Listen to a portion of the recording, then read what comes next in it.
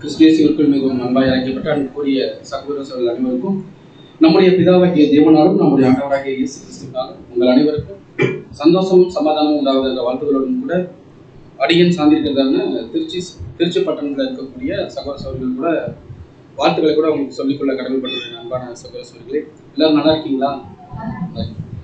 எந்த பாடத்தில் உங்களை நான் விட்டுட்டு போனேன்னு சொல்லுங்க பார்க்கலாம்.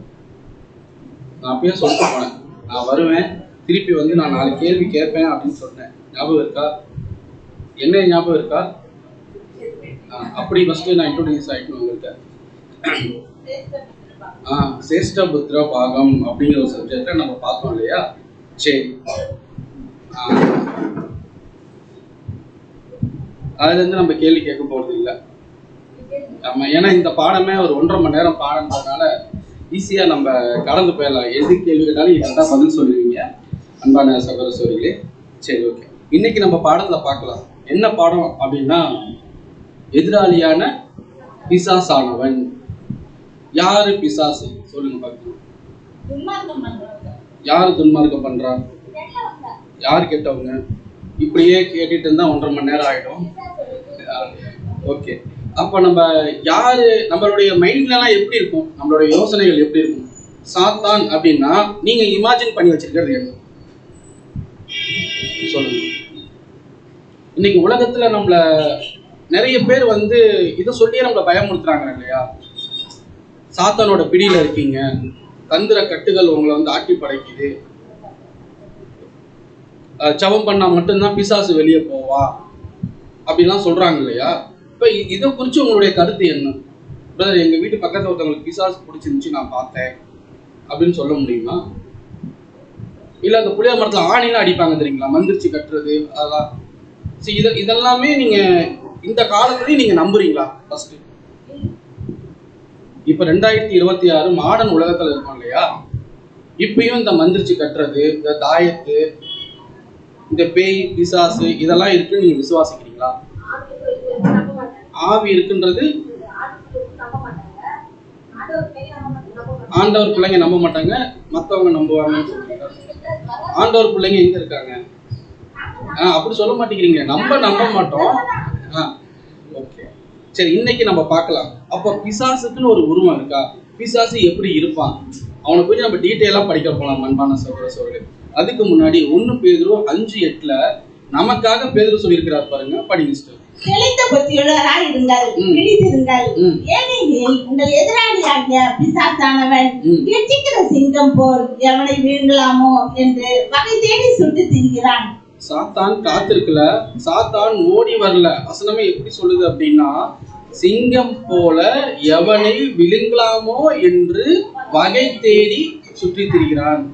பாருங்க அன்பான சகோதர சகோதரிகளே, அப்ப நம்ம எப்படி இருக்கணும் அப்படின்னா, அதுக்கு முன்னாடியே பாருங்களேன், தெளிந்த புத்தியுள்ளவர்களா இருந்தா மட்டும்தான் யாரை ஜெயம் கொள்ள முடியும்?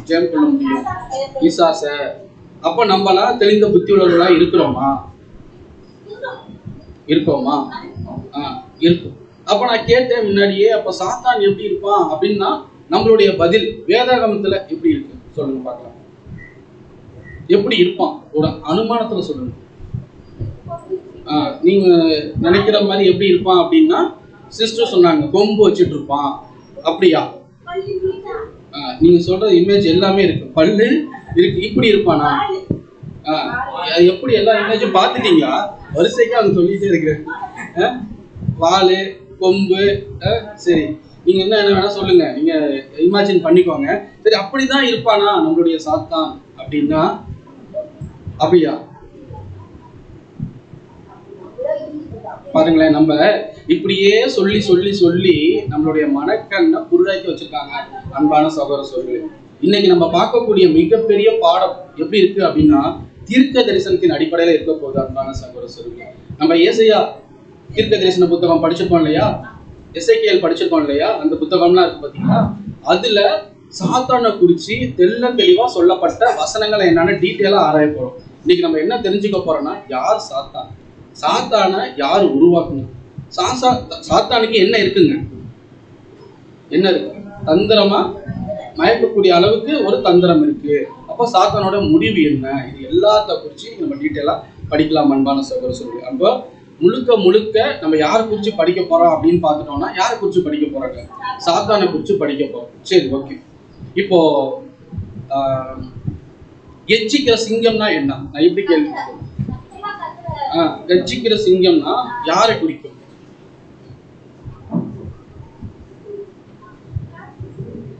யூதராஜா சிங்கம்னா யாரை குறிக்கும்? கெர்ச்சிக்கிற சிங்கம்னா யாரை குறிக்கும்? யாரு? எந்த சிங்கம் இயேசு கிறிஸ்து, எந்த சிங்கம் சாத்தான்? இல்ல, ரெண்டு சிங்கமும் இயேசு கிறிஸ்துவா?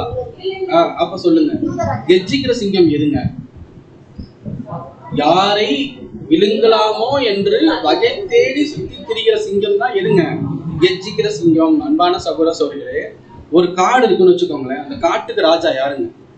சிங்கம் தான். சிங்கம் என்ன பண்ணுமா, அதுக்கு பசி வந்துருச்சுன்னு வச்சுக்கோங்களேன், ரொம்ப எக்ஸ்ட்ரீமா போய் கத்தும் தெரியுங்களா, கெர்ச்சிக்குது பாத்தீங்களா. அந்த கெர்ச்சிக்கோட சத்தம் பாறைகள்லாம் இருக்கும் பாத்தீங்களா, அந்த பாறைகள்ல மோதி என்ன பண்ணுமா, மற்ற அனிமல்ஸோட காலில் விழுங்குறப்ப பயந்து ஓடு தெரியுங்களா. பயந்து ஓடி எங்கேயே வந்துருமா, யார்கிட்ட வந்துருமா, அந்த அனிமல்ஸ் எல்லாம், மானா இருக்கட்டும், சின்ன சின்ன விலங்குகளா இருக்கட்டும், எல்லாமே சிங்கத்திலே வந்துருமா. அந்த கெர்ச்சிக்கிற சத்தத்தை கேட்டு மற்ற அனிமல்ஸ் எல்லாமே எங்கேயே வந்துருமா, சிங்கத்திலே வந்துருமா. அன்பான சகோதர சகோதரிகளே, அதுதான் சாத்தானும் எப்படி இருக்கிறான் அப்படின்னா, யாரை விழுங்கலாமோ என்று வகை தேடி சுத்தி திரிகிறார். நம்ம அப்ப எப்படி இருக்கும்னா, தெளிந்த புத்தியுள்ள பிள்ளைகளா இருக்கணும் அன்பான சகோதர சகோதரிகளே. அப்போ ஒரு எக்ஸாம்பிள் சொல்றான்னு வச்சுக்கோங்களேன். இப்போ ஒரு மிகப்பெரிய ஒரு ராஜா இருக்காரு. இப்ப ராஜா என்ன ஆயிட்டாரு அப்படின்னா, இப்ப ராஜா அடுத்தது யார ராஜா வாங்கணும்? கரெக்ட். அவருடைய மகனை என்ன பண்ண போறாரு அப்படின்னு பாத்துட்டோம்னா, ராஜாவாக போறாரு. அந்த ராஜாவுக்கு குட்டி பையன் வச்சுக்கோங்க, 10 வயசு தான் இருக்கு. அப்போ 10 வயசுல இருந்தே என்ன பண்ணி சொல்லி கொடுப்பாங்க? வால் சண்டை, வில் வித்தை, வேற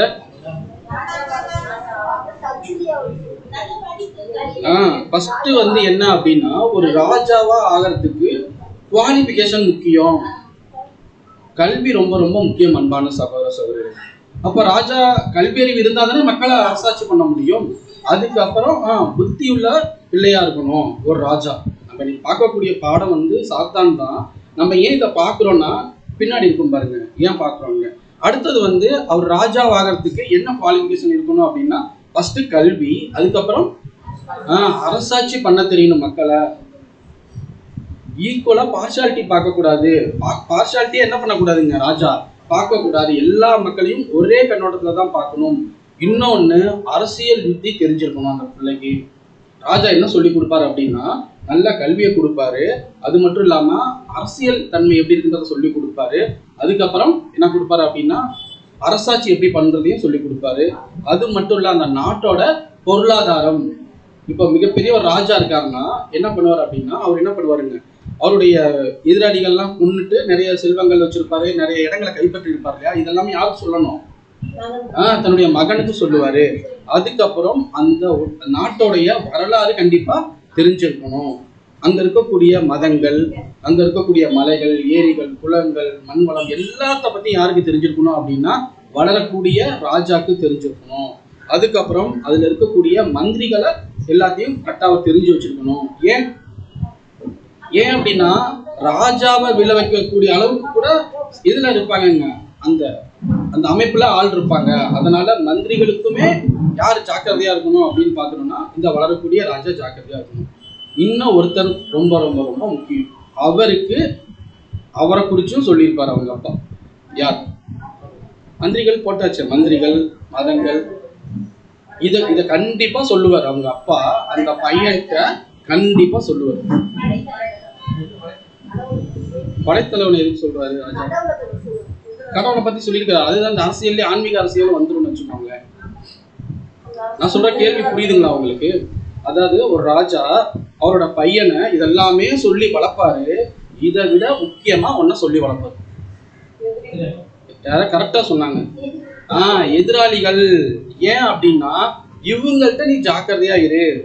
நம்மளை கைப்பற்றிட்டாங்க அப்படின்னா நம்மளால ஒன்றும் பண்ண முடியாது. மற்ற தேசத்துல இவங்கெல்லாம் இருக்கிறாங்க, இவங்கள்ட்ட நீ ரொம்ப ரொம்ப என்ன பண்ணணுங்க, ஜாக்கிரதையா இரு அப்படின்னு சொல்லுவாங்க. அவர் தான் எப்படி இருப்பார் அப்படின்னா, வெற்றிகரமான ஒரு ராஜாவா இருப்பாரு. இன்னைக்கு ராஜாதி ராஜா நமக்கு என்ன பாடத்தை சொல்லி தர போறாரு அப்படின்னா, நம்மளுடைய எதிராளி யாரு, புரியுதுங்களா? அப்போ ஒரு ராஜா தன்னுடைய பிள்ளை எப்படி வளர்க்குறாரு அப்படின்னா, அநேக காரியங்கள்ல என்ன பண்றாரு அப்படின்னா சொல்லி சொல்லி வளர்க்குறாரு. இன்னைக்கு நம்மளுடைய ராஜா நமக்கு என்ன சொல்லி தர போறாருன்னா, ஃபர்ஸ்ட் நம்ம யாரை தெரிஞ்சுக்கணும் அப்படின்னா, நம்மளுடைய எதிராளி யாருக்கு தெரிஞ்சாதான் நம்ம ஃபைட் பண்ண முடியும். அப்ப சாத்தான் யாருன்னு தெரிஞ்சாதானே நம்ம அதுக்கு ஜாக்கிரதையா இருக்க முடியும். அப்போ சாத்தான்னா யாரு அப்படின்றத நமக்கு சொல்லி தர போறாரு அன்பான சகோதர சகோதரிகளே. அப்ப நம்ம இன்னைக்கு 6 சப்ஜெக்ட்ல நம்ம பார்க்கலாம். சாத்தான் அப்படின்னா யார், இவன் யார், சாத்தான் யாரால உருவாக்கப்படுறார் சொல்லுங்க. பிதாவால உருவாக்கப்படுறார். சரி, ஓகே. சிஸ்டர் சொல்லியிருக்காங்க தேவன் தான் உருவாக்கி இருக்கிறார் அப்படின்னு சொல்றாங்க. கரெக்டா தப்பான்னு பார்க்கலாம். எப்படி உருவாக்கப்படுறார் சாத்தான், எப்படி உருவாக்கப்படுறார்?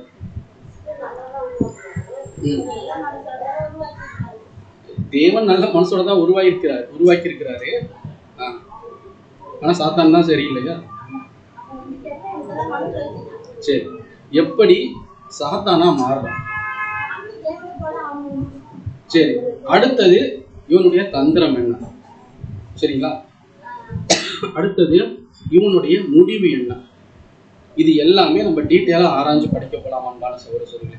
நம்ம இதெல்லாம் எப்படி கேட்டிருப்போம் அப்படின்னா, சாத்தான் அப்படின்னா இப்படி இருப்பான், அப்படி இருப்பான், கொம்பு முளைஞ்சிருக்கும், நாக்கு இருக்கும், அதை சாத்தான் ஒருத்தவங்களை பிடிச்சிட்டு அவங்களுடைய கேரக்டரே மாறிடும் அப்படி இப்படின்னா நம்ம படிச்சிருப்போம் இல்லையா? அது எல்லாமே உண்மையா இல்ல கட்டுக்கதையா அப்படின்றத நம்ம பார்க்கலாம். அப்போ நம்ம கட்டுக்கதை இல்ல உண்மை அப்படின்னா நமக்கு எதுதான் ரெஃபரன்ஸ் அப்படின்னா பைபிள் தான் ரெஃபரன்ஸ் அன்பான சகோதர சகோதரிகளே. வேதாகமம் என்ன சொல்லுதோ அதுதான் உண்மை.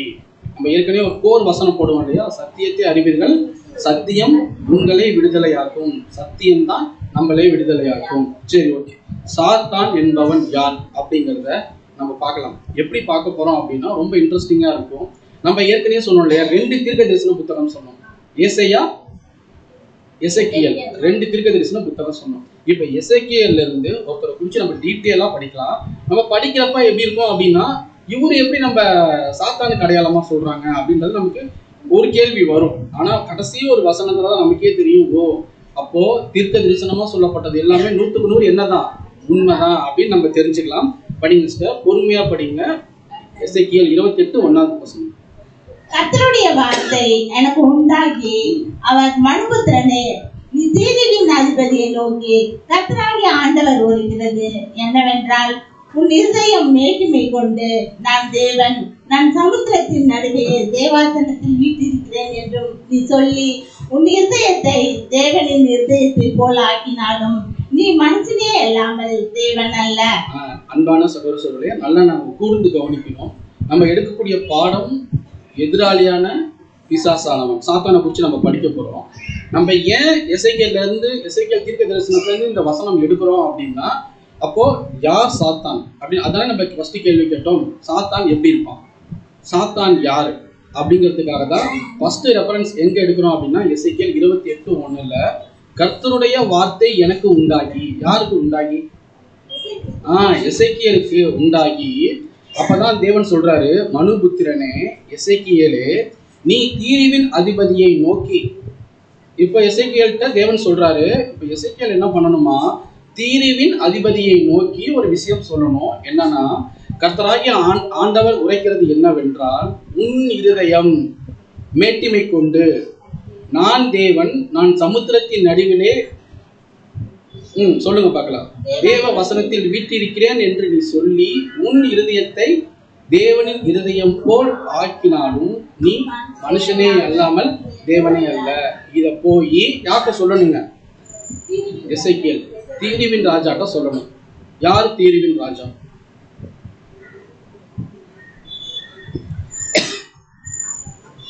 அதாவது மத்திய திரைக்கடல் இருக்கு பாத்தீங்களா, அங்க இருக்கக்கூடிய ஒரு சின்ன துறைமுகம் தான் இந்த தீருன்ற ஒரு பட்டணம். அன்பான சகோதர சகோதரிகளே, துறைமுக பட்டணம்.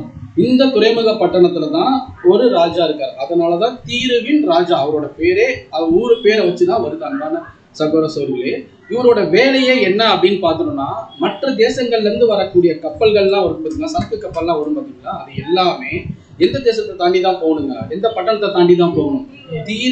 தீருவோட பட்டணத்தை, அந்த தீரு பட்டணத்தை தாண்டி தான் போகணும். அப்ப இருக்கக்கூடிய ராஜா என்ன பண்றாரு அப்படின்னா, அந்த கடல்ல இருந்துட்டு எல்லா கப்பல்கிட்டையும் வசூலிக்கிறார். என்ன அப்படின்னா பணத்தை வசூலிக்கிறாரு. அது மட்டும் இல்லாம அவர் என்னவா இருக்கிறார் அப்படின்னா, அவருடைய இருதயம் எப்படி இருக்கு அப்படின்னா, மேட்டிமை கொண்டு அவர் எப்படி இருக்கிறார் அப்படின்னா, நான் தேவனாவேன், நான் தேவனுக்கு ஒப்பாக உயர்த்தப்படுவேன் அப்படின்னு சொல்றாரு. அன்பான சகோதர சகோதரிகளே, அப்பதான் எசேக்கியேல்ட்ட தேவன் சொல்றாரு, உன் இருதயத்தை தேவனின் இருதயம் போல் ஆக்கினாலும், நீ தேவன் போல நீ எடுத்துக்கிட்டாலும் நீ மனுஷனே அல்லாமல் தேவனே அல்ல. அப்போ தீரு ராஜாவை குறித்து நம்ம படிக்கலாம். அன்பான சகோதர சகோதரிகளே, அப்போ தீரு ராஜாவை பார்த்துட்டோம் அப்படின்னா யாரை கண்டுபிடிச்சிடலாங்க? சாத்தான் யாருன்னு கண்டுபிடிச்சிடலாம். படிக்கலாம். எசேக்கியேல் 28வது அதிகாரம் 3 மற்றும் 4 வசனம். இதோ தானியேலை பார்க்கிறோம், நீ ஞானவான். இப்ப என்ன சொல்றாங்க அப்படின்னா, யார் என்ன சொல்றாருங்க? யாரு சொல்றாங்க? தீரு ராஜாவை பார்க்கிறோம். தீரு ராஜாவை தான் நம்ம குறிச்சு கவனிக்கிறோம். இதோ தானியேலை பார்க்கிறோம். தீரு ராஜா எப்படி இருக்கிறாரா? தானியேலே எவ்வளவு ஞானவான்.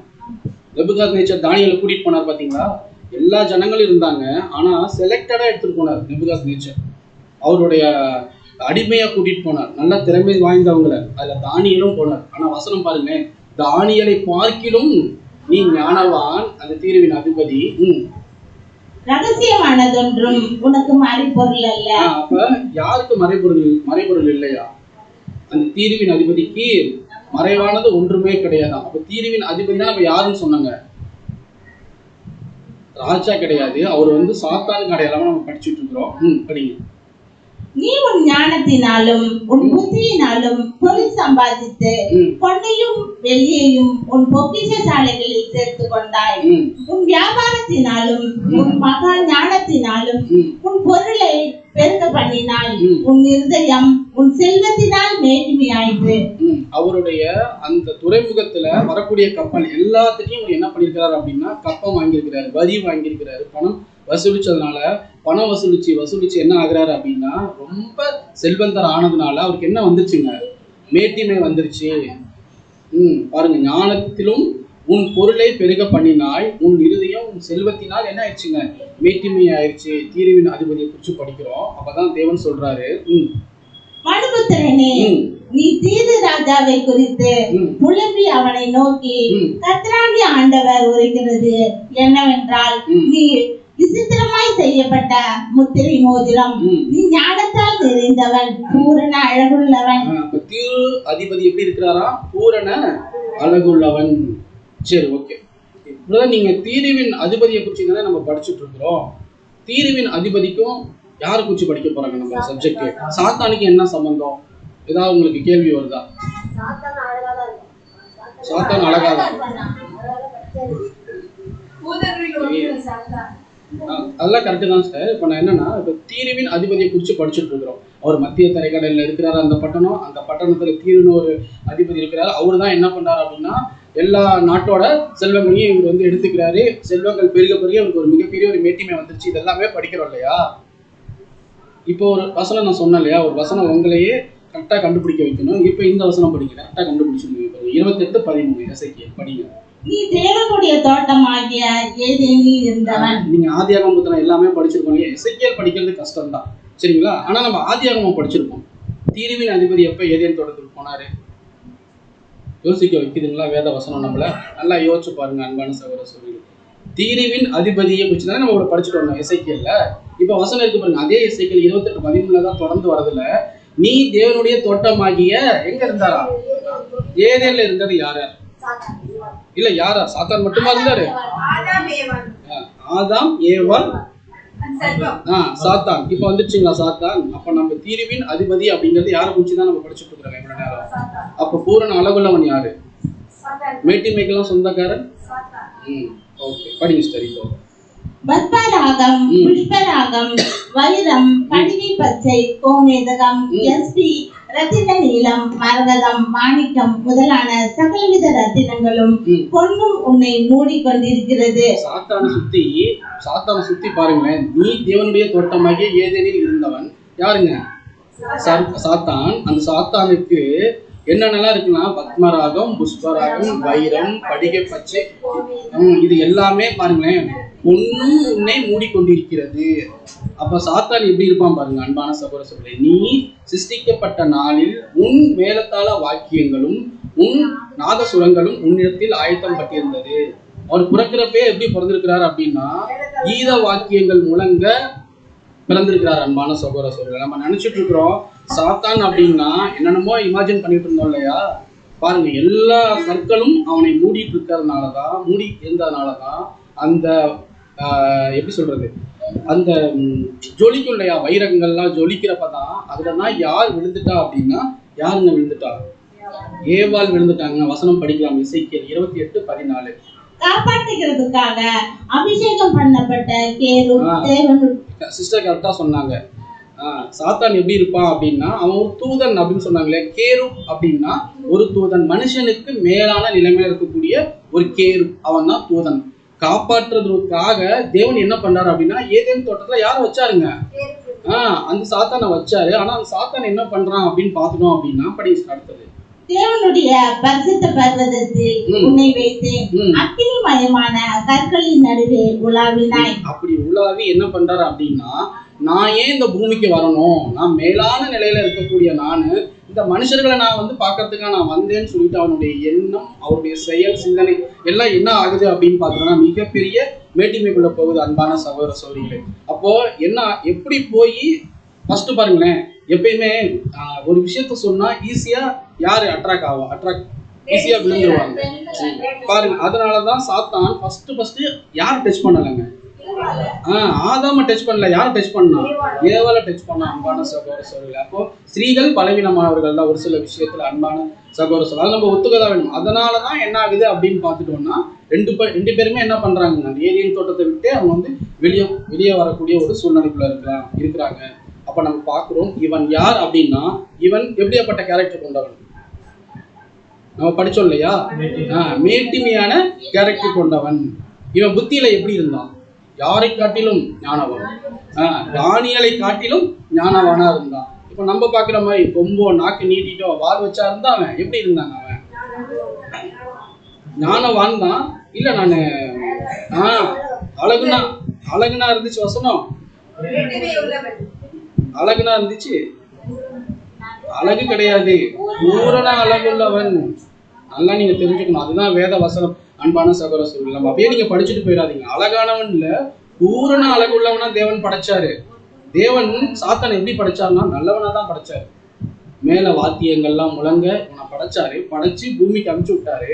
பூமிக்கு அமுச்சு விட்டதுனாலதான் இவனுடைய விஷயங்கள் எல்லாமே கொஞ்சம் கொஞ்சமா என்ன ஆகுதுங்க தெரிய வருது. அன்பான சகோதர சகோதரி, அப்ப இவன் யார் அப்படின்னு கேட்டா நமக்கு தெரியும். மேட்டிமை கொண்டவன், ஞானவான், பூரண அழகுள்ளவன், ரொம்ப நல்லவனா தான் இருந்திருக்கிறான். அன்பான சகோதர சகோதரி, சரி ஓகே. இவன் யார் அப்படிங்கிறதுக்கு நம்ம கண்டுபிடிச்சிட்டோம். தீர்வின் அதிபதியை வச்சு நம்ம பார்த்தோம். சரிங்களா? ஓகே. அடுத்தது இவன் யாரால உருவாக்கப்பட்டான்? நான் முன்னாடி ஒரு கேள்வி கேட்டா இது ரொம்ப இன்ட்ரெஸ்டிங்கா இருக்கும். இது வரைக்கும் தெரியாத மிகப்பெரிய ஒரு ரகசியம். யாரால உருவாக்கப்பட்டான்? நமக்கு எதிரி யாரு? நம்மளை அழிக்கிறதுக்கே தேவன் நமக்காக சாத்தானை உருவாக்குவாரா? ஆனா உருவாக்கியிருக்காரே. ஏன்னா அவர் இல்லாம ஒரு படைப்பு என்ன ஆகுதுங்க, வராது இல்லையா? அப்ப தேவன் படைச்சாரா இல்ல வேற யாராவது படைச்சிருக்க வாய்ப்பு இருக்கு இல்லையா? சரி பார்க்கலாம். அப்போ யாரால இவன் உருவாக்கப்பட போறான் அப்படிங்கறத ரெண்டாவது டைட்டில்ல பார்க்கலாம். படிங்க.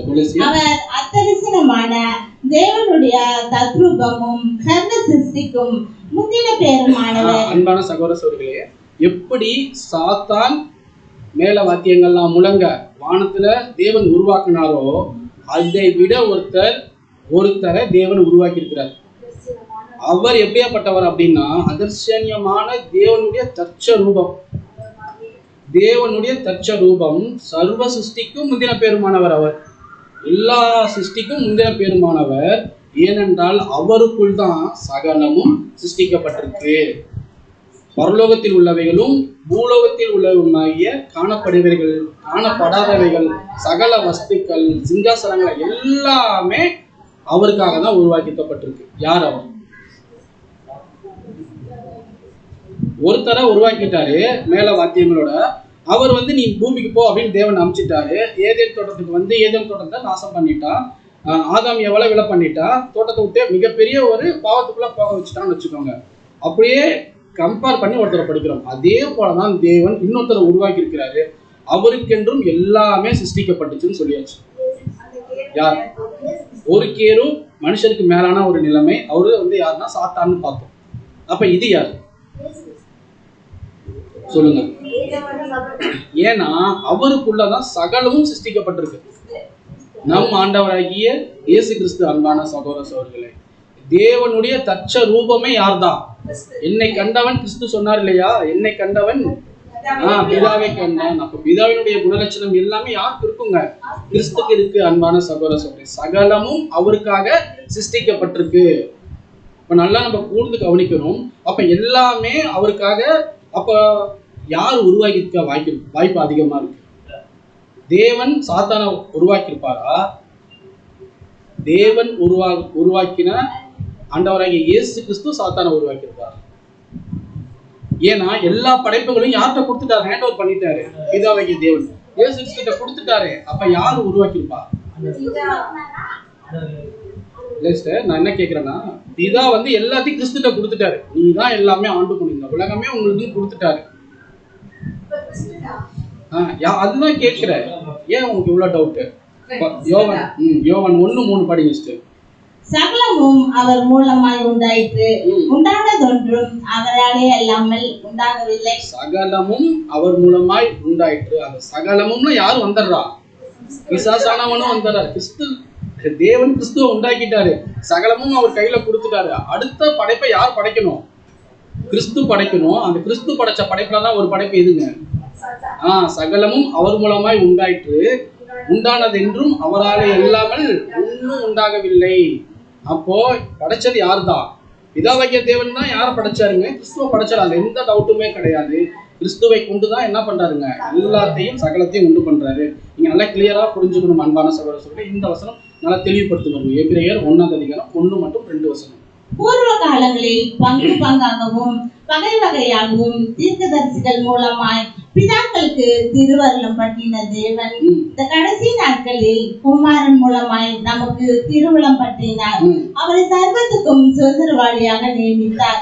இவரை கொண்டு உலகங்களையும் உண்டாக்கினார். இப்ப நீங்க புரிஞ்சுட்டீங்களா? அதாவது என்னன்னா, இந்த கடைசி நாட்களில் குமாரன் மூலமாய் நமக்கு திருவுளம் பற்றின தேவன் என்ன சொல்றாங்கன்னா, இவரையே சர்வத்துக்கும் சுதந்திரவாளியாக நியமிச்சது மட்டும் இல்லாமல் இவரை கொண்டு உலகங்களை எல்லாமே உண்டாக்கியிருக்கிறார். அன்பான சகோதர சகோதரி, அப்ப நம்ம நல்லா புரிஞ்சுக்கணும்.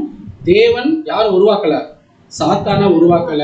அவரு அதோட வேலையே கிடையாது. தேவன் பர்ஃபெக்டான ஒரு மனுஷனை உருவாக்குறார். அவர் மூலியமா தான் இந்த உலகத்துக்கு மிகப்பெரிய ஒரு மீட்புனால. நீங்க நினைச்சு பாருங்களேன், தேவன் சாத்தான உருவாக்கி இருந்தா ஏதேன் தோட்டத்துல வந்த மாதிரி நமக்குள்ள வந்திருந்தா, ஆதாம் எப்படி இருந்தாருங்க? பூரணமானவர். அன்பான சகோதரர், அவரையே என்ன பண்ணிட்டான்? ஏமாத்தியாச்சு. அப்ப என்ன ஆகுது அப்படின்னா, தேவன் யாரைதான் உருவாக்குறாருங்க? கிறிஸ்துவ தான் உருவாக்குறாரு. இவரை கொண்டுதான் சகலமும் சிருஷ்டிக்கப்படுது. சகலமும் சிருஷ்டித்துல ஒருத்தர் தான் யாரு அப்படின்னா யாருங்க? இயேசு கிறிஸ்து மூலியமா தான் யார் உருவாக்கப்படுறாரு அப்படின்னா அவருடைய படைப்புகள்ல தான் உருவாக்கப்பட்டதுதான் யார் அப்படின்னா இந்த அதிகாலையின் மகனாகிய விடிவெள்ளியே. அந்த விடிவெள்ளி யார் அப்படின்னா சாத்தான். படிங்க. ஏசாயா 14:12. அதிகாலையின் மகனாகிய விடிவெள்ளியே, நீ வானத்தில் இருந்து விழுந்தாயோ, ஜாதிகளை ஈனப்படுத்தினவனே, நீ தரையிலே விழ வெட்கப்பட்டாயோ. பாத்தீங்களா? அதிகாலையின் மகனாகிய விடிவெள்ளியே. அப்ப இந்த விடிவெள்ளி யாருங்க?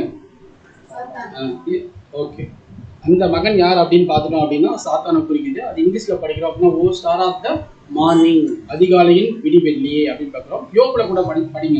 யோபு 38:7 படிங்க. அப்போது விடியற் காலத்து நட்சத்திரங்கள் ஏகமாய் பாடி தேவபுத்திரர் எல்லாரும் கெம்பீரித்தார்களே. நம்ம ஏற்கனவே சொன்னோம் இல்லையா, சாத்தான் பிறக்கிறப்ப எப்படி பிறந்தாருங்க? மேல வாக்கியங்களோடு பிறந்தாரு இல்லையா? யோபுல கூட சொல்றாரு பாருங்க. யோபு 38:7. அப்பொழுது விடிய காலத்து நட்சத்திரம். விடிய காலத்து நட்சத்திரம்னா யாருங்க? விடிய காலத்து நட்சத்திரம்னா யாரு? சாத்தான்.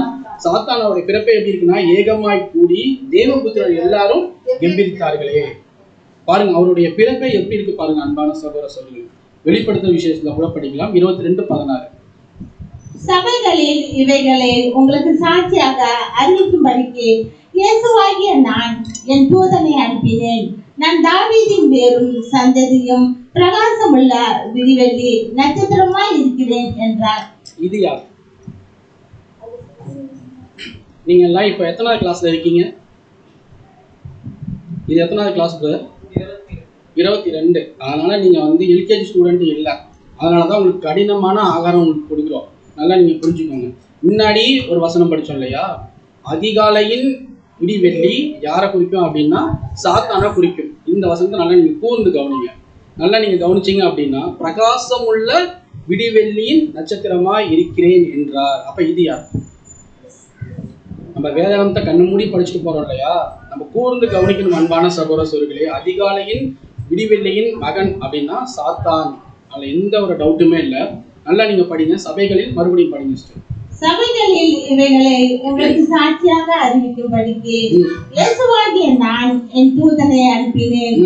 நான் தாவீதின் வேரும் சந்ததியும் பிரகாசமுள்ள விடிவெள்ளி நட்சத்திரமாய் இருக்கிறேன் என்றார். அவரே சொல்றார் பாருங்களேன். யோவான் மூலியமா சொல்றார் பாருங்க. இயேசுவாகிய நான் என் தூதனை அனுப்பினேன். நான் தாவீதின் வேரும். நான் அப்படின்னா இந்த இடத்துல யாரை குறிக்குதுங்க? நம்ம ஆண்டவராகிய இயேசு கிறிஸ்துவை குறிக்குது.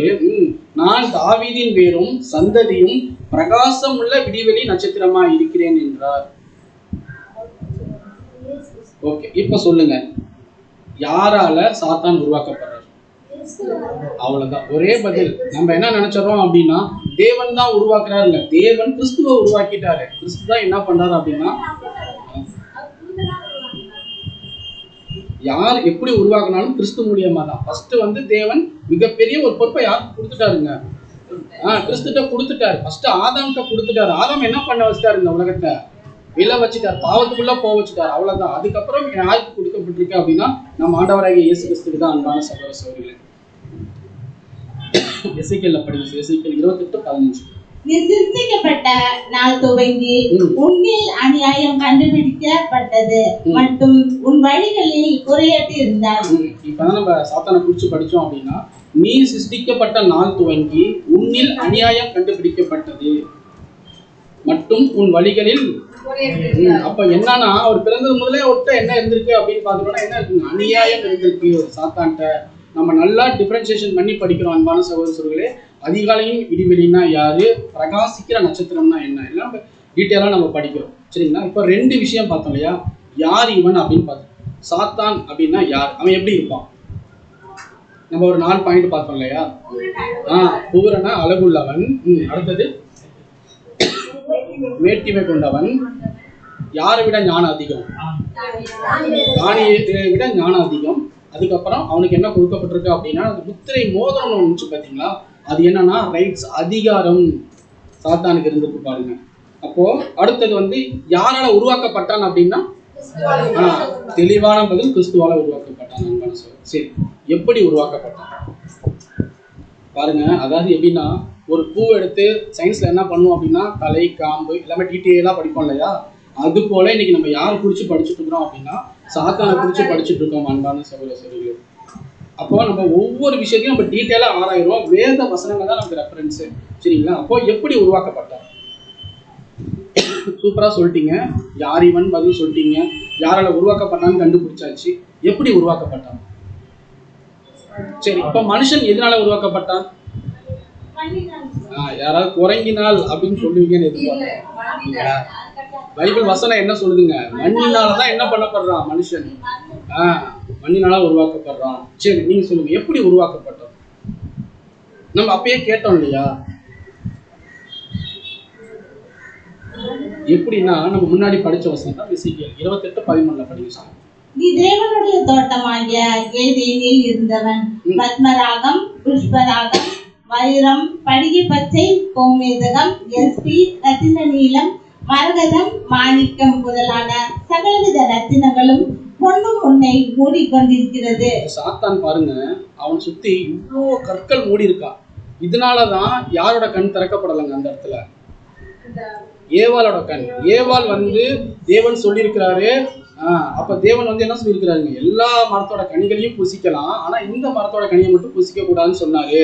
அப்ப இவன் பூரண அழகுள்ளவனா இருந்ததுனால ஏவாள் என்ன பண்ணிட்டாங்க?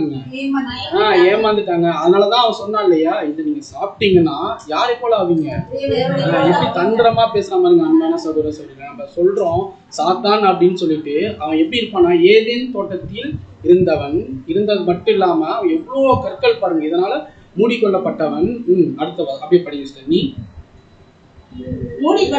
நீ சிருஷ்டிக்கப்பட்ட நாளில் உன் மேளவாத்தியங்களும் உன் நாதஸ்வரங்களும் உன்னிடத்தில் ஆயத்தப்பட்டிருந்தது. அப்போ அவருடைய பிறப்பே எப்படி இருக்கு அப்படின்னா, மிக பிரம்மாண்டமா என்ன பண்றாருங்க தேவன் கிறிஸ்து மூலியமா சாத்தானை உருவாக்குறாரு. அது மட்டும் இல்லாம அடுத்த வசனம் படிங்க. மனுபுத்திரனே, நீ தீரு ராஜாவை குறித்து புலம்பி அவனை நோக்கி, கர்த்தராகிய ஆண்டவர் உரைக்கிறது என்னவென்றால், நீ விசித்திரமாய் செய்யப்பட்ட முத்திரை மோதிரம். நீங்க பாருங்களேன், விசித்திரம் சொல்லுவாங்க இல்லையா, பிரமிக்கத்தக்கதான ஒரு அதிசயம் சொல்லுவாங்க இல்லையா, அதே போல நீ விசித்திரமா செய்யப்பட்ட முத்திரை மோதிரம். நீ ஞானத்தால் நிறைந்தவன். யாருங்க ஞானத்தால் நிறைந்தவன்? எப்படி கொண்டுட்டு போய் சேர்த்தான் பாத்தீங்களா அந்த ஒரு விஷயத்த. இந்த பழத்தை சாப்பிட்டீங்க அப்படின்னா நீங்க தேவ தூதர்களை போல அழகா இருப்பீங்கன்னு சொன்னதுனால எவளால என்ன பண்ண முடியலங்க. ஏன் ஆதாம்கிட்ட கொண்டுட்டு போகல?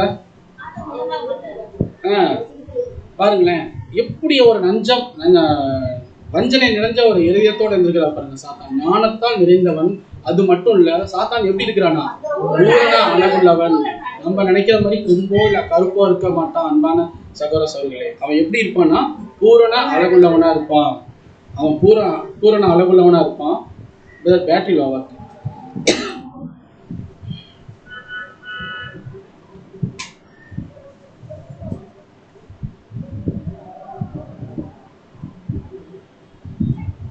பூரண அழகுள்ளவனா இருப்பான்.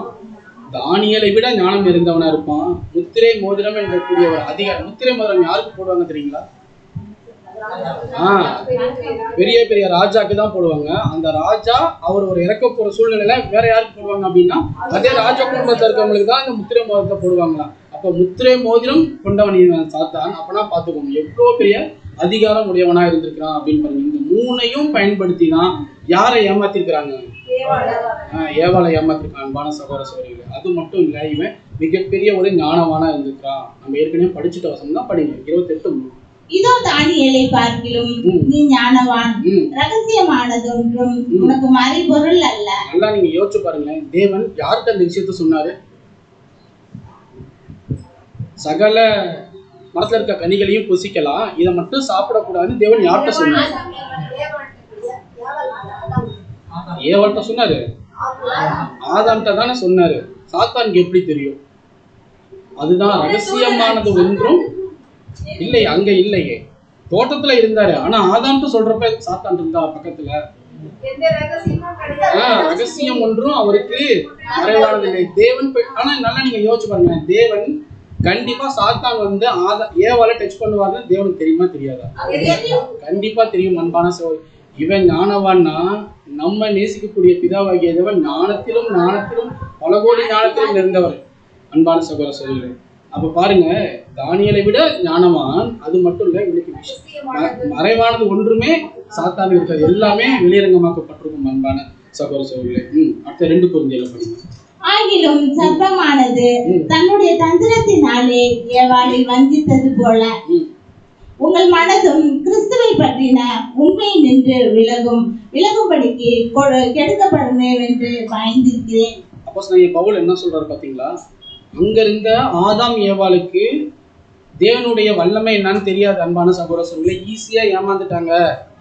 பவுல் சூப்பரா சொல்றாரு, ஆகிலும் சர்ப்பமானது தன்னுடைய தந்திரத்தினாலே எப்படி தந்திரமா ஏவாளை வஞ்சிச்சு பாத்தீங்களா? அது போல ஒருவேளை சாத்தான் உங்களுக்குள்ள வந்து உங்க மனதை கிறிஸ்துவ பற்ற அந்த ஒரு உண்மையிலிருந்து பிரிச்சிருமோ அப்படின்ட்டு யாரு பயப்படுறாரா?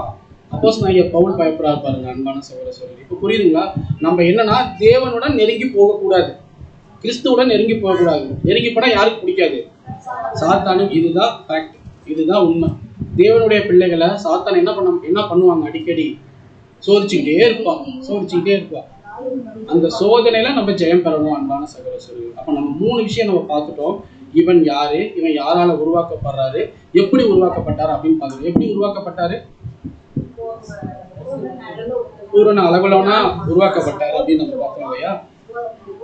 ஓகே, சரி, இதெல்லாம் ஓகே சார். சாத்தானை குறித்து நம்ம சின்ன ஒரு டெஃபினேஷன் பார்த்தோம். எப்படி சாத்தானா மாறுறான், அவனுக்குள்ள அந்த கெட்ட கேரக்டர் எப்படி வந்துச்சு?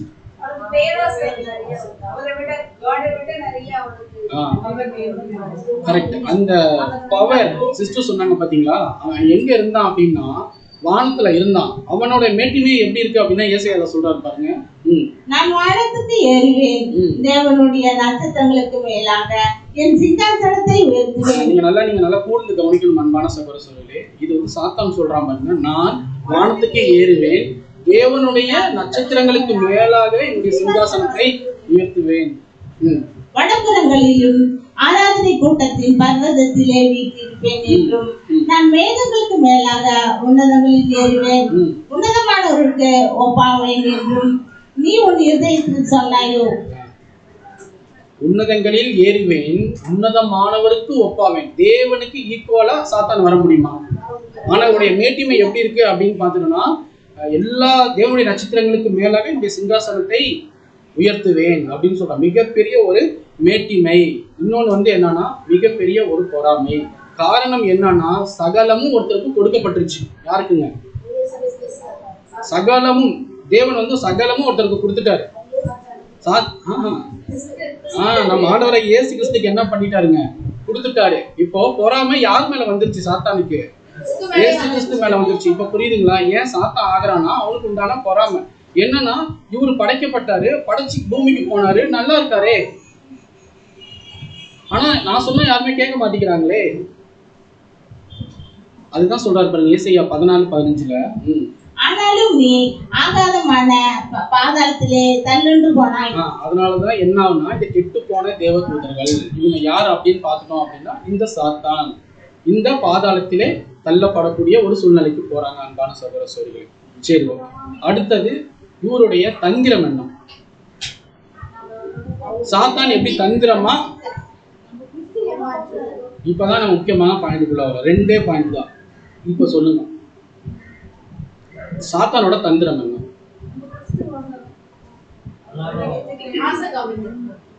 சூப்பர் ஸ்டார், ஆசை காட்டுறது. ஏன்னா இது ஏதேன் தோட்டத்திலேயே நடந்துச்சு, இப்போ ஒருத்தருக்கு நடக்கும் பாருங்க. யார் அப்படின்னா நம் ஆண்டவராகிய இயேசு கிறிஸ்துக்கே சாத்தான் வந்தானா இல்லைங்களா? என்ன சொன்னா அப்படின்னா, எத்தனை நாள் உபவாசம் இருந்தாரு நம்ம ஆண்டவர்? 40 நாள் உபவாசம். அன்பான சகோதரர்களே, நல்ல பசி, அவர் சாப்பிடவே இல்லை. சாத்தான் கரெக்டான டைம்ல வருவா. நீங்களும் அப்படிதான் பாருங்களேன். உங்களுக்கு ஒரு கரெக்டா பிரேயருக்கு கிளம்புவீங்க, அப்ப பத்திரிக்கை வைக்க வராங்கன்னா சாத்தான் கிடையாது. என்னன்னா நீங்க அப்படி புரிஞ்சுக்க கூடாது, சாத்தான் தான் வராங்கன்னு சொல்லிட்டு. ஒரு சூழ்நிலை, அவ்வளவுதான். நமக்கு என்னன்னா வசனங்கள் தேவனுடைய சத்தியங்கள் முக்கியம். 1.5 மணி நேரம் நம்மளுடைய காதை அங்கே போய் கொடுக்க போறோம். அப்போ உண்மையா நம்ம வாழணும் அப்படின்னா அந்த 1.5 மணி நேரத்தை நம்ம கொடுக்க போறோம் நம்ம நினைச்சுக்கிட்டு இருப்போம். எங்க போறீங்க இருங்க அப்படின்னு சொல்லுவாங்க. இவ்வளவு தூரம் வந்துருக்கோம், டீ போட்டு கொடுங்க, 1/2 மணி நேரம் ஆகும், 1 மணி நேரம் ஆகும். கஷ்டம் என்ன ஆகும் அப்படின்னா இனிமேல் போனாங்க சப்ஜெக்டே முடிஞ்சிடும். அதனால வந்தவங்க சாத்தான்ல அவங்க என்ன பண்ணுவாங்க அப்படின்னா, நம்ம தேவனுடைய காரியங்களை ஈடுபடாத அளவுக்கு ஒரு சில விஷயங்கள் நமக்கு ஏற்படும்.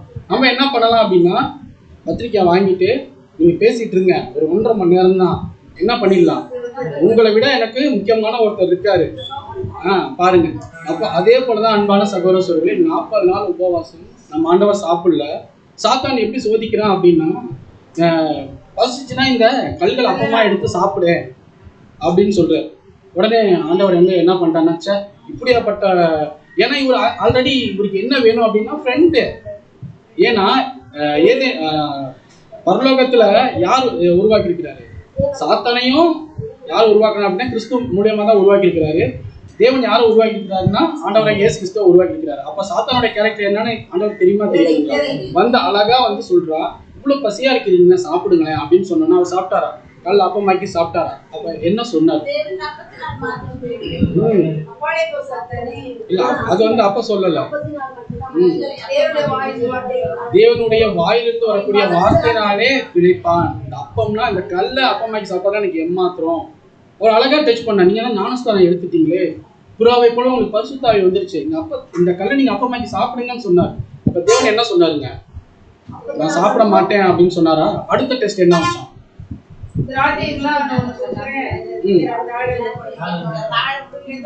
செகண்ட் ஒண்ணு இருக்கு. நீ கீழே குதி, நீ கீழே குதிச்சா தூதர்கள்லாம் உன்னை காப்பாத்துவாங்க அப்படின்னு சொன்னார். அப்ப கூட என்ன சொன்னார்? பரீட்சை பார்க்காதீங்க. அப்போ 3 விஷயத்துல எப்படி பண்றான் அப்படின்னா சாத்தான் என்ன பண்றாரு அப்படின்னா நம்ம ஆண்டவராக இயேசு கிறிஸ்துவே வந்து டச் பண்றாரு. அங்க ஏவல் அழகா விழுந்துட்டாங்க. ஏன் அப்படின்னா அவங்களுக்கு என்ன இல்லைங்க, அந்த அளவுக்கு பர்ஃபெக்டான ஒரு லைஃப் கிடையாது. இயேசு கிறிஸ்துவை ஏமாத்திட முடியுமா சாத்தான்? என்ன சொன்னார் அப்படின்னா என்ன சொன்னாருங்க? அது யார்கிட்ட சொன்னார் அப்படின்னா, யார் மூலியமா சொன்னார் அப்படின்னா பேதுரு மூலியமா சொன்னார். பேதுருலாம் அப்போஸ்தலர்கள்லாம் இருக்கிறப்ப ஆண்டவராக இயேசு கிறிஸ்து சொன்னார் இல்லையா, இன்னும் கொஞ்ச நாள்ல நான் மரிக்க போறேன் அப்படின்னு சொல்றப்ப ஓவர் ஃபீலிங் தாங்க முடியாம பேதுரு என்ன சொன்னார்னா, நீங்க மரிக்க கூடாது ஆண்டவரே அப்படின்னு சொன்னார். அப்ப டக்குன்னு சொல்லுவார் தேவன் 16:23 எனக்கு பின்னாலே போ சாத்தான். அப்ப பேதுரு சாத்தானா? அப்ப பேதுருக்குள்ள யார் புகுந்துட்டா? சாத்தான் புகுந்துட்டா. அது யாருக்கு தெரிஞ்சிருச்சு? ஏன் அப்படின்னா அவர் பர்ஃபெக்ட் மனுஷன். அன்பான சகோதர சகோதரிகளே, 100% தேவனுடைய குணலட்சணத்தை வாய்ந்தவர் யாருங்க? நம்ம ஆண்டவராக இயேசு கிறிஸ்து கரெக்டா சொல்லி என்ன சொன்னார் அப்படின்னா அப்பாலே போ சாத்தானேன்னு சொன்னார். சரி, இன்னொரு சீஷர் பண்ணி சாத்தான் புகுந்தானே யார்?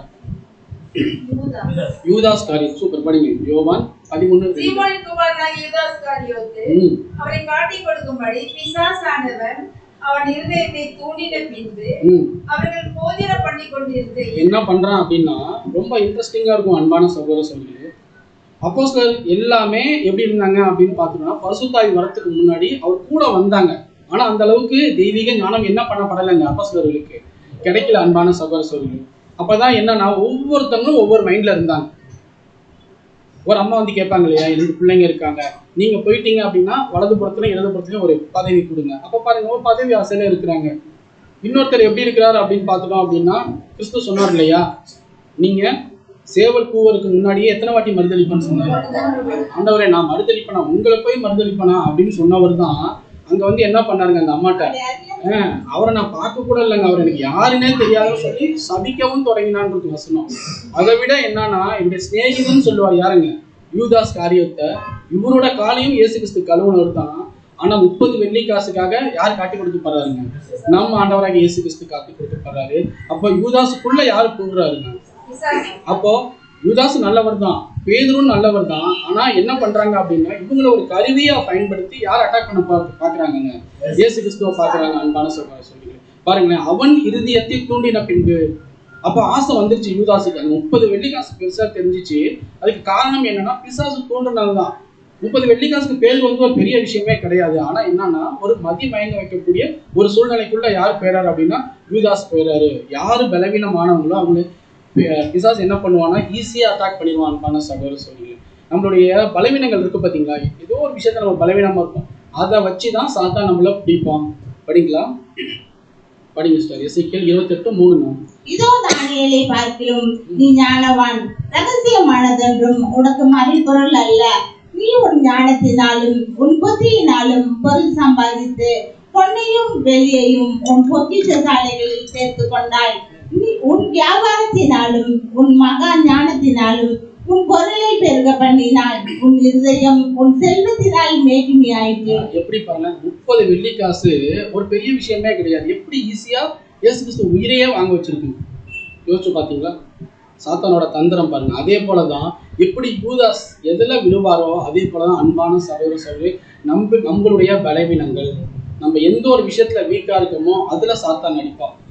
நம்ம பலத்துல கை வைக்கவே மாட்டான். நம்மளுடைய பலவீனம் இருக்கு பாத்தீங்களா, நம்ம ஈஸியா ஒரு விஷயம் என்னால இந்த விஷயத்துல இருந்து வெளியவே வர முடியல அப்படின்னா அதுலதான் சாத்தானுடைய கேரக்டர் அதிகமா இருக்கும். அன்பான சகோதர சகோதரி, இன்னைக்கு இருக்கக்கூடிய யங்ஸ்டர்ஸுக்கு அவருடைய மொபைலு, போன், டிவி இது எல்லாமே எப்படி இருக்கு அப்படின்னா தேவனிடத்துல நெருங்கி வரக்கூடியதுக்கு மிகவும் தடையா இருக்கு. பிள்ளைங்க இதை ரொம்ப அடிக்ட் ஆயிட்டதுனால என்ன ஆக முடியல அப்படின்னா தேவனிடத்துல நெருங்கி வர முடியல. அன்பான சகோதர சகோதரி, அதுதான் வசனம் படிக்கலாம். எசேயா 5:20 படிங்க. தீமையை நன்மை என்றும் நன்மையை தீமை என்றும் சொல்லி இருளை வெளிச்சமும் வெளிச்சத்தை இருளுமாக பாவித்து கசப்பை தித்திப்பும் தித்திப்பை கசப்பும் என்று சாதிக்கிறவர்களுக்கு ஐயோ. இது வந்து நமக்கு சொல்லப்பட்ட வசனம். ஃபர்ஸ்ட் ஆதாம் ஏவாளுக்கு நம்ம படிச்சோம் இல்லையா, அவங்க விழுந்துட்டாங்க. காரணம் என்ன அப்படின்னா அவங்களுடைய மனக்கண் சூடாக்கப்பட்டிருக்கு. அதே டெஸ்ட் வேற யாருக்கு வந்துச்சுன்னு நம்ம ஆண்டவருக்கு வந்துச்சு. அவர் என்ன பண்ணிட்டார் அப்படின்னா ஈஸியா பாஸ் பண்ணிட்டார். இன்னைக்கு நமக்கு எடுத்துக்கோங்களேன், இன்னைக்கு நம்மளும் சாத்தானின் பிடியில் இருக்கிறோமா இல்லைங்களா? கண்டிப்பா இருக்கிறோம் அன்பான சகோதர சகோதரிகளே. நம்ம சாத்தானை கண்ணில் பார்க்கல, ஆனா நிறைய விஷயங்கள் நம்ம உணரலாம். நம்ம படிக்கிறோம் இல்லையா, தொலைக்காட்சி, மொபைல் ஃபோனு, இது எல்லாமே எப்படி இருக்குன்னா நம்மள அடிமையாக்கி வச்சிருக்கு. யாரிடத்துல போய் சேராத அளவுக்கு, தேவனிடத்தில் சேராத அளவுக்கு. சாத்தானோட டார்கெட்டை என்ன அப்படின்னா நம்ம தேவனுடைய பிள்ளையா ஆகக்கூடாது, தேவ பக்தி உள்ள சந்ததியா வரக்கூடாது. நம்ம படிச்சோம் இல்லையா, முதலாம் உலகம் இரண்டாம் உலகம்னா படிச்சோம் இல்லையா. முதலாம் உலகத்தை தேவன் ஏன் அழிச்சார்? தேவ பக்தி உள்ள சந்ததி வரல, பாவம் பெருகிருச்சு. இப்ப நம்ம இரண்டாம் உலகத்துல கடைசி காலகட்டத்தில் இருக்கிறோம் அன்பான சகோதர சகோதரிகளே.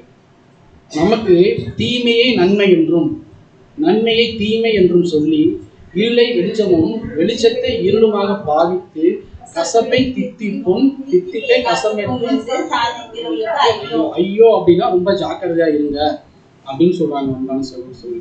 2 கொரிந்தியர்ல படிக்கலாம். 2 கொரிந்தியர் 4:4.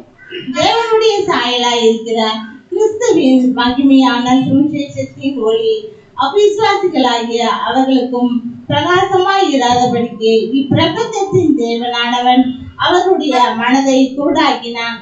இப்பிரபஞ்சத்தின் தேவன் சாத்தான் இருக்கான் பாத்தீங்களா, அவன் என்ன பண்ணிருக்கான்னா அவர்களுடைய மனதை குருடாக்கினான். யாருடைய மனதை?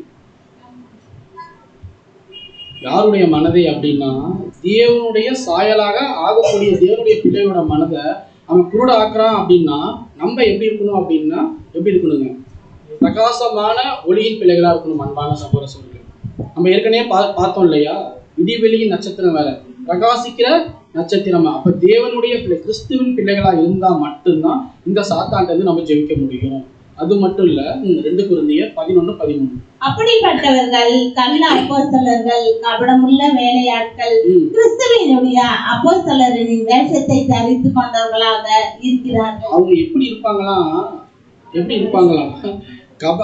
கள்ள அப்போஸ்தலர்கள், கபடமுள்ள வேலையாட்கள், கிறிஸ்துவினுடைய அப்போஸ்தலரின் வேஷத்தை தரித்துக் கொள்வார்கள். நல்லா நீங்க ஜாக்கிரதையா இருக்கணும். சாத்தான் பாருங்க எந்தெந்த கோணத்துல நம்மளை அட்டாக் பண்ணுவான் அப்படின்னா, கிறிஸ்துவனுடைய வேலையாட்கள், கபடமுள்ள வேலையாட்கள் கிறிஸ்துவனுடைய அப்போஸ்தலரின் வேஷத்தை தரித்து கொண்டவர்களாக இருப்பார்கள். நாங்க தான் அப்போஸ்தலரோட சத்தியத்தை உள்வாங்கி அப்படியே நாங்க சொல்றோம், உண்மை சத்தியம் இதுதான் அப்படின்னு சொல்லிட்டு என்ன பண்ணுவாங்க அப்படின்னா நம்மளை தந்திரமாக என்ன பண்ணுவாங்க அப்படின்னா நரியை போல நம்ம என்ன நினைச்சுக்கோம், உண்மையான கிறிஸ்துவே இவங்கதான் அப்படின்னு சொல்லிட்டு என்ன பண்ணுவோம் அப்படின்னா நம்ம போயிடுவோம். அன்பான சகோதர சகோதரிகளே, நம்ம தெளிந்த புத்தி உள்ளவர்களாக இருக்க வேண்டும். ஏன்னா வேத வசனங்களை கண்டு யாருமே நடுங்கிறான். வசனமே இருக்கு பாத்தீங்களா, யோவான்ல, யாக்கோப்ல பிசாசே நடுங்குதே. அப்ப இதே வேத வசனங்களை எடுத்து மற்றவங்க போதிப்பாங்க பாத்தீங்களா, அவங்களுடைய வயிறு பிழைப்பதற்காக போதிக்கிறாங்க.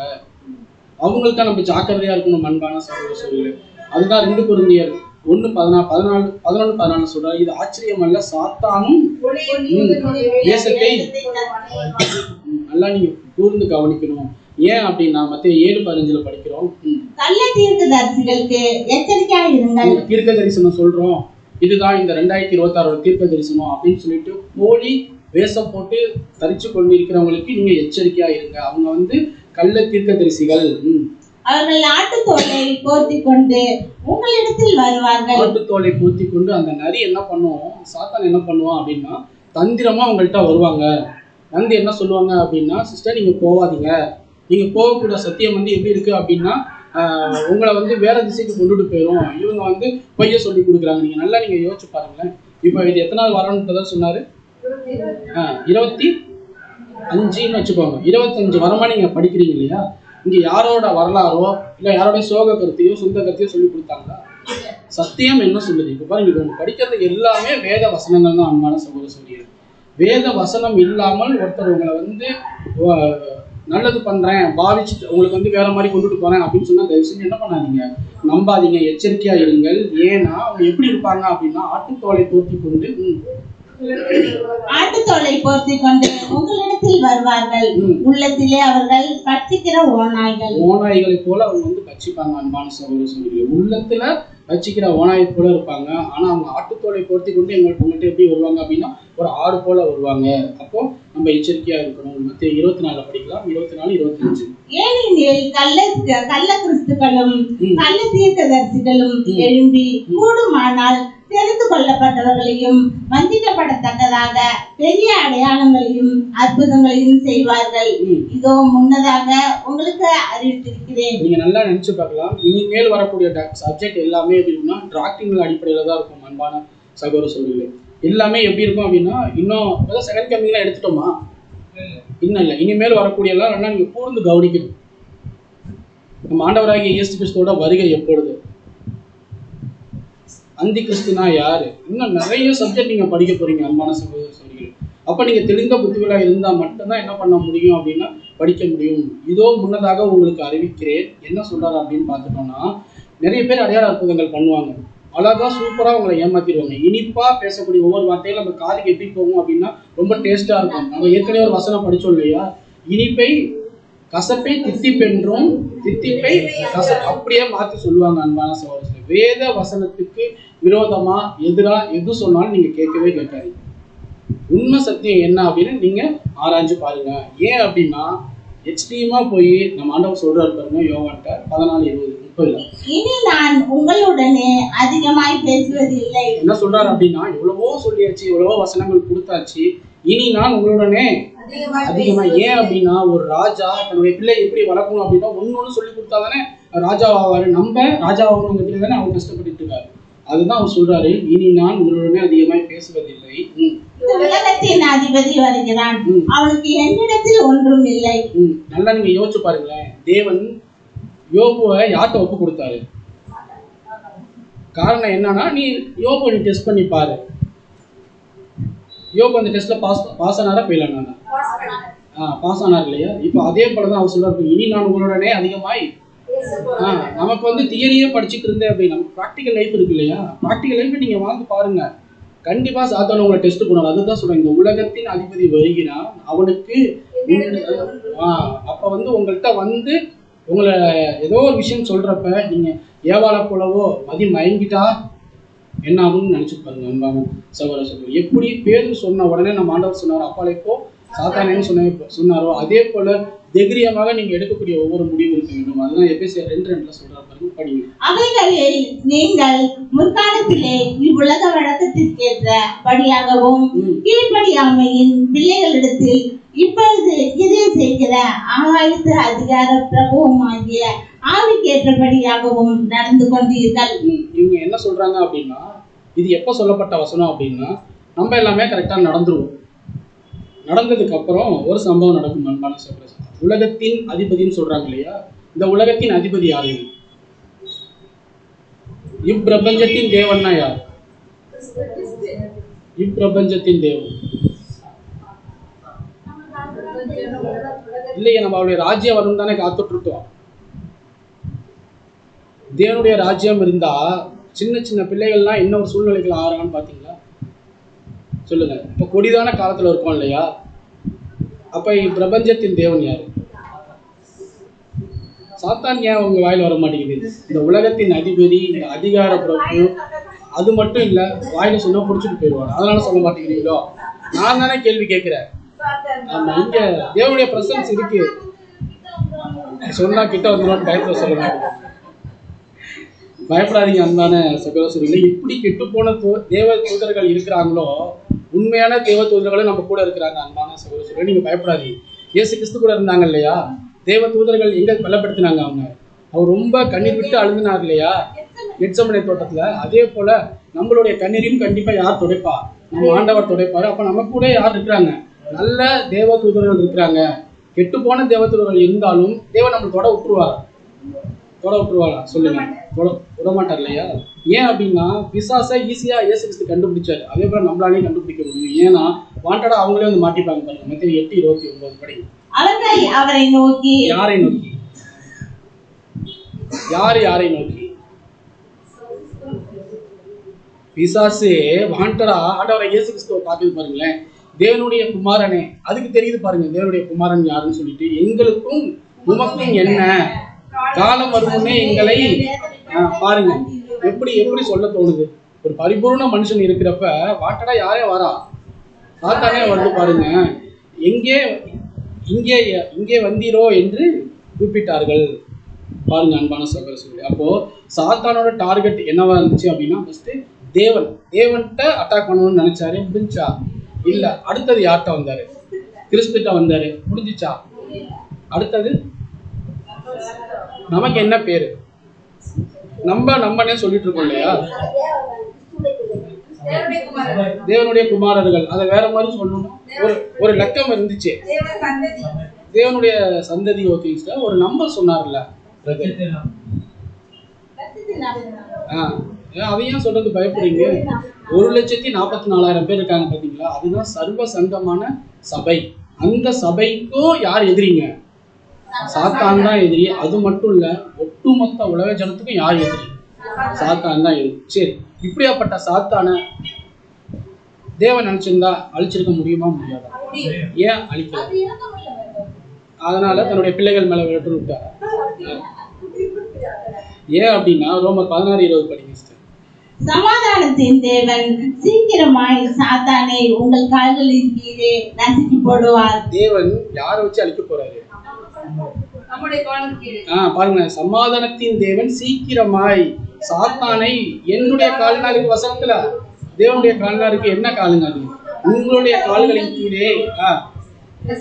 கர்த்தராகிய இயேசு கிறிஸ்துவினுடைய கிருபை உங்களோடு கூட இருப்பதாக. ஆமென். அப்ப தேவன் நம்ம காலை வச்சே யார் அழிக்க போறாருங்க? ஸ்கிரீன் வித் சப்ஜெக்ட் கேட்டோமா? எப்படி நல்லா இருந்துச்சு அந்த சப்ஜெக்ட்? ஸ்கிரீன் வித் சப்ஜெக்ட் கேட்டோம் இல்லையா? யார் ஸ்கிரீன் வித்? கிறிஸ்துவோட. ஏன் அந்த 1,44,000 பேரை நீங்க விட்டுறீங்க?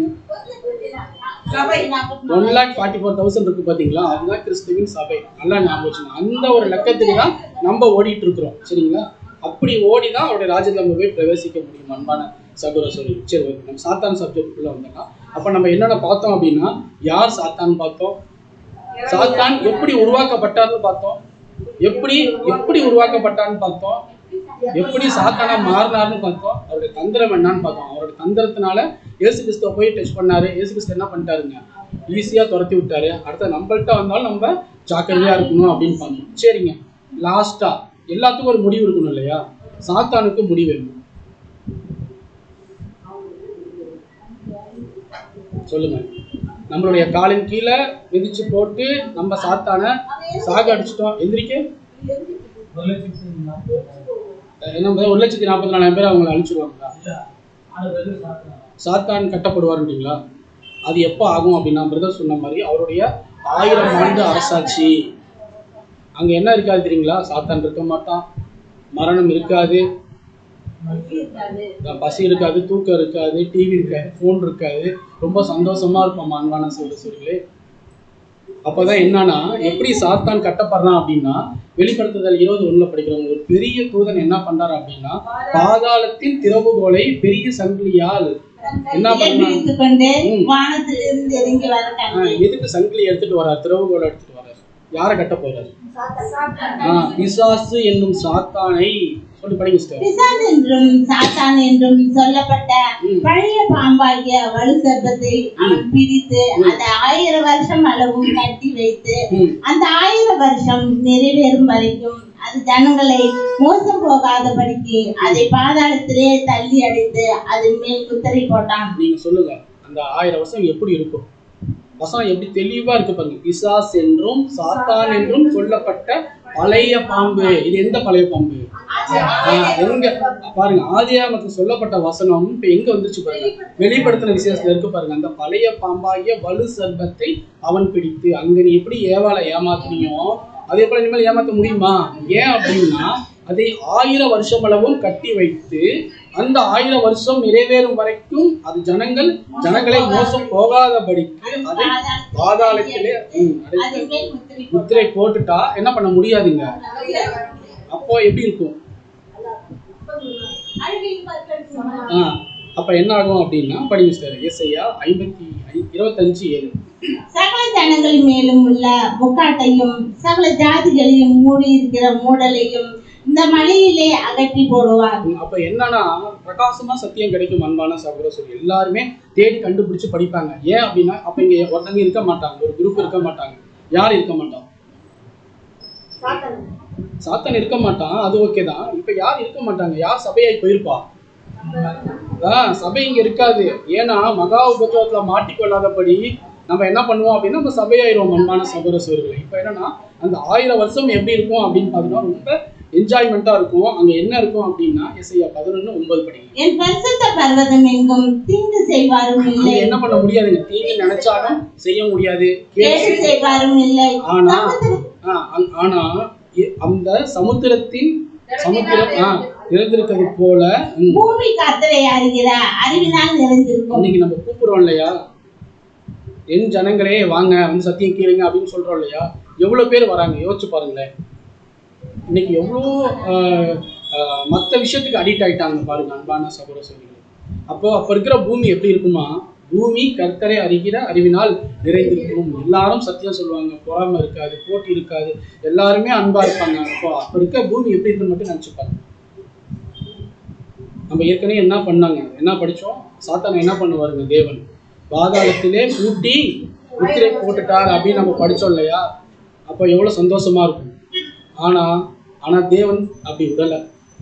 வெளிப்படுத்தல் 23:23 அதற்கு பின்பு கொஞ்ச காலம் யார் விடுதலை வரா மறுபடியும்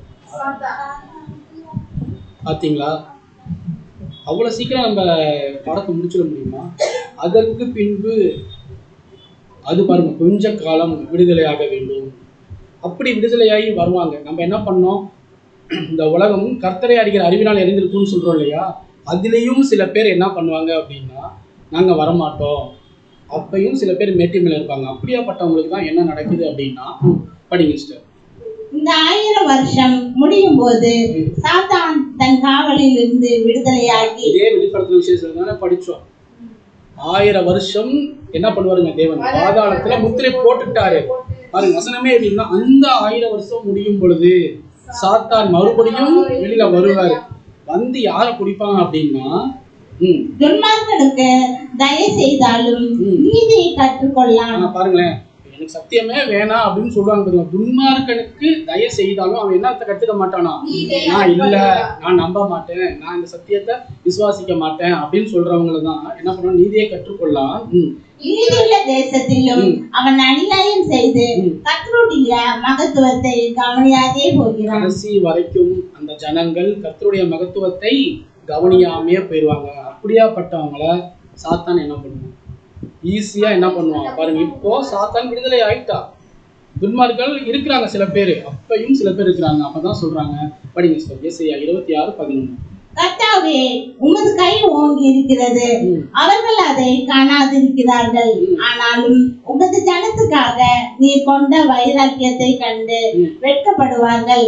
அக்கினி உம்முடைய சத்துருக்களை பற்றிக்கும். பாருங்க, ஆனாலும் உமது ஜனத்துக்காக நீர் கொண்ட வைராக்கியத்தை வெட்கப்படுவார்கள். அவங்க கடைசி வரைக்கும் கேட்காம வெட்கப்படக்கூடிய ஒரு சூழ்நிலை வரும். அது மட்டும் இல்ல, அக்னி உம்முடைய சத்துருக்களை பட்சிக்கும். அப்படியாப்பட்ட அக்னியில அந்த துன்மார்கள் என்ன பண்ண போவாங்க, விழ போயிருவாங்க. காரணம் என்ன அப்படின்னா, இந்த மோசம் போக்கின பிசாசானவன். படிச்சுட்டு மேலும் அவர்களை மோசம் போக்கின பிசாசானவன் மிருகமும் கள்ள தீர்க்கதரிசியுமாய் இருக்கிற இடமாகிய அக்கினியும் கந்தகமான கடலிலே தள்ளப்பட்டான்.